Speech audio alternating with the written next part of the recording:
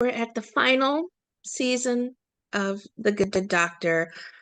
Let's go back though and talk about how you initially became a part of this series and maybe what attracted you to this role of Jordan Allen. Yes, we are in season 7, the final season. It's a lot of different thoughts and emotions that's coming with it. But during this time, I'm definitely thinking about the beginning. During the pandemic, 2020, I just remember getting off of Mrs. America and the premiere of that show on Hulu. And that was just exciting. That was my very first TV professional gig. And then it was like, what's next? But then the pandemic shut the world down, and a lot of loss, a lot of shifting in everyone's lives in some sort of way. But I remember there were a few auditions coming through the pipeline, and I got this breakdown that I usually don't get. I'm a plus size dark skinned actress in this industry. And so that definitely limits how the industry sees you, Sure. especially the kind of roles and the roles that come our way, like the kind of roles that we even are like, hey, we can actually audition for this. The breakdowns are not always favorable. They don't always reflect the range that we can do. And I remember getting this breakdown that said she was full figure and confident. And usually they don't put that in the same sentence for breakdowns. And so I was like, oh, and then I kept reading. She's a devout Baptist, and she has a big family, and she's fashionable. She loves fashion. She loves money. She's an entrepreneur. She's an innovator. And I was like, okay, this sounds like me in some sort of way. And I remember reading the breakdowns and just seeing this fierce Black woman in the sides. And I was immediately drawn to the role and just excited for what the show was going to bring. That was very different from what the show had in the previous seasons. And so I auditioned, and I remember putting it on tape. My friend, one of my closest friends, coached me on it. I felt great about it. And then I got like the callback for it. And so I'm in this session with the casting director and producers, and I'm thinking, okay, this feels good. And I remember the casting director just giving me a thumbs up. And I was like, oh, I got this. Like there was something that came over me that I was like, I think I got this part. And then like one of the showrunners followed me on Twitter like a day after. And I was like, oh, I That's a absolutely sign. got That's a sign. I got it. It took forever for me to get the actual like real like official call, but I knew like maybe a week before I got the call that I got the part. And then I was guaranteed 5 episodes in the beginning with potential to keep coming back. And then 5 episodes, I remember just packing like one suitcase to come to Vancouver. We filmed there, and 5 episodes turned into 16, so 2 months of work Like, turned y'all send me some clothes. right? Like hello, I'm running out of sweats. So yeah, it's been a journey, and 4 years later, it's crazy. It went by very fast, I think. Slow and fast. There's such an amazing ensemble cast to the show. Were you excited to work with someone or someones in particular? I remember in undergrad when I went to Spelman College in Atlanta, Georgia, I was always watching Bates Motel. Like I randomly like came across it one day, and then some late nights after doing homework or a long day of school, I would be laying in my bed on my laptop just watching Bates Motel and really enjoying Freddie's work. And beyond that, Christina Chong, who's also a UW alum just like me, I went 20 years later after her, and it's kind of like a full circle moment. It was great to work with a fellow Husky. And yeah, I think the cast is great, and they've all like just been really fun to play with, and also fun to kind of call like friends and family outside of the show as well too. What kind of studying or shadowing did you do before taking on Dr. Jordan Allen? Not much. I don't think her character really called for a lot of like outside research, because she was so close to me and so close to home. And, I have been blessed to be raised by a beautiful woman who I just lost a couple months ago, and my mom. And so women like my mom, women like my Aunt Pam, women like that in my life are who I kind of like grab and hold on to when it comes to Jordan. So she was so close to home, so kind of close to a lot of the qualities that I have in myself, that I just got to kind of really just dig deeper into that. yeah, yeah. Do you have any favorite episodes you've worked on or moments that you're most proud of from filming the series? Oh, that's a good question. I feel like most proud of I feel like the episode we just did, I just filmed it 2 days ago. I got to do something that I haven't been able to do on the show. Noah Galvin is a Broadway star and beautiful voice, and so a lot of singing moments have always been given to him on the show, which is like rightfully so. I get it, but there's a moment in an episode, I don't want to give it away, but Jordan gets to sing. And not only do I get to sing, I got to kind of co-write some verses with another castmate. And we got to go to an actual studio and record the track from start to finish.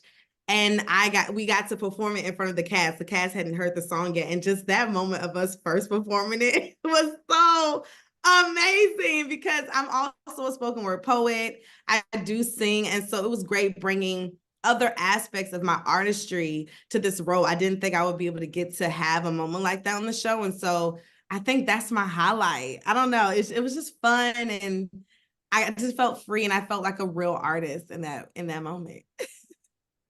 Very full circle and very well deserved. Oh my goodness, I can't wait for that one. Okay. So I know the show is in its final episodes. What were your thoughts when you found out that this would be the last season?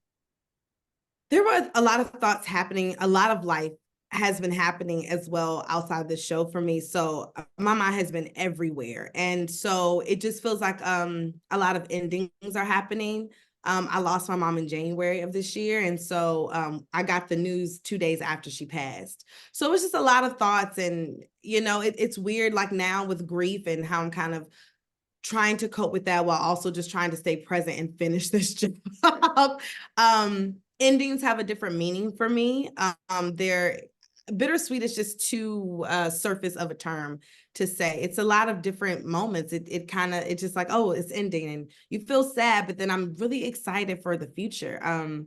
The type of artist that I want to be, I haven't yet been able to showcase that to the world. So with this ending, it is also signifying a beautiful beginning for me and other artists on this show. And I'm just excited, grateful for the time, grateful for the moment, sad about a lot of experiences I've had to experience with the show, but excited and just very humbled, I guess, in totality. Have you thought of how you're going to celebrate, mourn a little bit for the Mhm. show when the final episode comes out? I don't know. I don't know how I'm going to do it. I know the final episode comes out later in like the year, mid-year, but we wrap April 5th.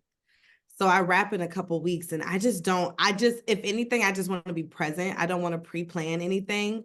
I want to breathe. I want to be able to exhale when this is done, like really take a deep breath and really come back to myself. I haven't been able to really sit with myself. When you're working network TV, it's a machine, it's like a train, and either you stay on or you fall off. And I've been doing my best to stay on the train until the end because my dad always said, always finish what you start. And so that is the plan, to finish what I start and finish it in the best way and the best way I know how to show up. So I don't know. I'm just gonna meet April 5th as present as I can. Mhm. Are there any mementos you plan on taking with you or started taking? Obviously, your chair back is important to you. Yes, my chair back. Crazy thing is my first season, I had a chair back and I remember taking that home and I left it at home like maybe during Christmas break or something. I remember coming back home to like my childhood bedroom and my dad had like hung it on the wall. And so it's still up there on the wall. And every time I see it, I just like crack up laugh. I'm like, could you do it? Just shows how proud they are. Definitely my chair back, definitely some hair pieces, maybe some makeup because the makeup and the hair is not cheap, and if I could just slide that into my purse, I will. I will see what I can do to distract anyone you need me to. Right. Just get right in that car and go home. Oh, look, over there's some sort of medical emergency that we need doctors. And if Doctors for. someone hits me up, I've changed my number. I'm done. What has this meant to you to be a part of such a phenomenal series, something that's gotten 7 seasons worth of airs? Seasons is not an easy feat, and I'm really proud and happy for Freddie Highmore to do something. I'm inspired by just what he's been able to accomplish at such a young age, and I hope to one day do that myself.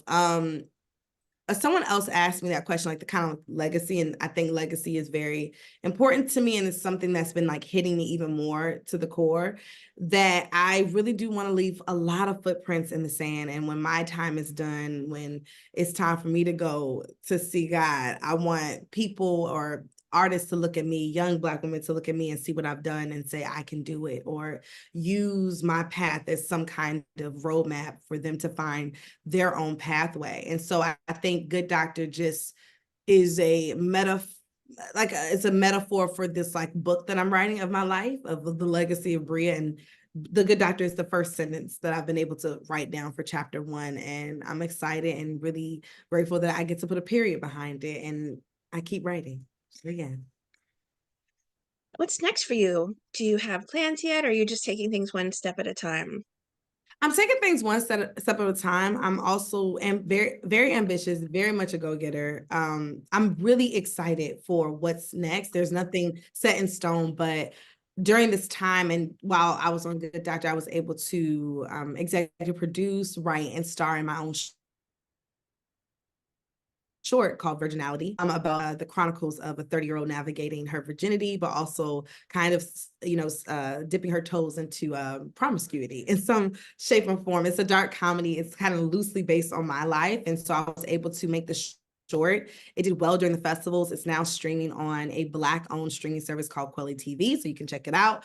But I'm excited to develop that into a feature or a series wherever God leads me. And then I'm just excited to one day have my own show. I can't wait to have my own show one day. I'm so excited. And I feel like the lessons that I've learned, the experiences that I've had on this show, have only just equipped me for that moment.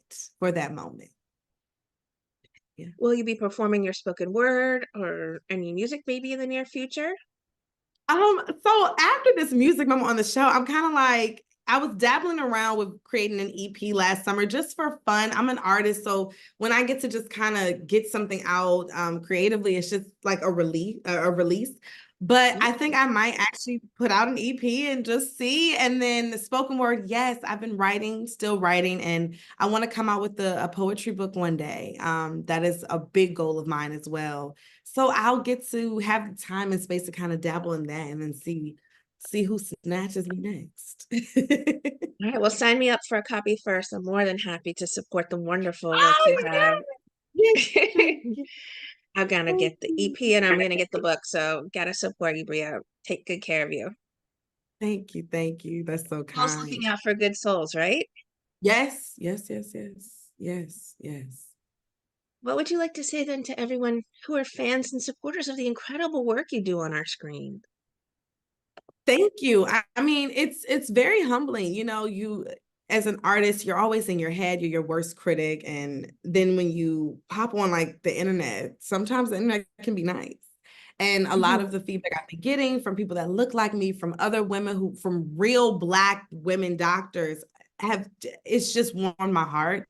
And it's always just rooted me again in my purpose and why I do this. And it's to represent women that look like me, to show a different side of us, to show all sides, the beautiful, the ugly, the chaotic, and just to leave a mark behind. And it's been great having people really root for Jordan or have opinions about Jordan or be affected by Jordan in some kind of way, because that means that I'm doing something, and that's what it means for me. So just thank you to all the fans. Thank you for rocking with us for 7 years. Thank you for inviting me into your homes season 4 and welcoming me in and liking me enough, and I got to stay. And so I'm grateful. It has changed my life in different ways, and it's a huge stepping stone for what's to come, and I will forever be grateful for this beginning moment. And I'm glad that I got to do it on ABC.